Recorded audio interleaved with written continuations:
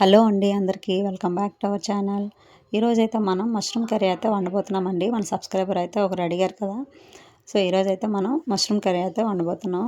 First వాటిని నీట్గా cut చేసుకొని వాష్ చేసుకోవాలి. వాష్ చేసుకున్న వాటిని బాయిల్ చేయాలండి. ఇది బాయిల్ అయ్యేలోపే ఈలోపు మనం ఒక కళాయి పెట్టుకొని కొద్దిగా ఆయిల్ పోసుకొని 2 ఉల్లిపాయలు, 2 టమాటాలు, కొద్దిగా గుమ్మడి గింజలు అండ్ జీడిపప్పు కూడా వేసి ఫ్రై చేసుకోవాలి. లైట్గా ఫ్రై అవ్వాలండి. వాటిని చల్లారిన తర్వాత వాటిని గ్రైండ్ చేసుకోవాలి. ఇది గ్రైండ్ చేసుకున్న తర్వాత వేరే కళాయి పెట్టి కొద్దిగా ఆయిల్ పోసుకొని ఆయిల్ వేటెక్కిన తర్వాత 2 పచ్చిమిర్చి అండ్ ఉల్లిపాయ కూడా వేసుకొని కొంచెం బాగా ఫ్రై అవ్వాలండి. అందులోనే కొద్దిగా జీడిపప్పు, పసుపు కూడా వేయాలి.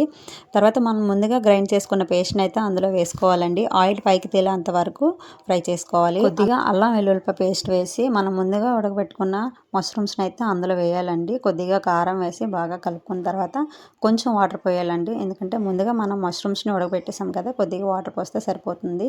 అందులో లాస్ట్లో కొంచెం ధనియాల పౌడర్ అండ్ గరం మసాలా బాగా కలుపుకోవాలండి. చూసారా, పైన ఆయిల్ తేలే అంతవరకు కూడా కర్రీని ఉడకబెట్టుకోవాలి.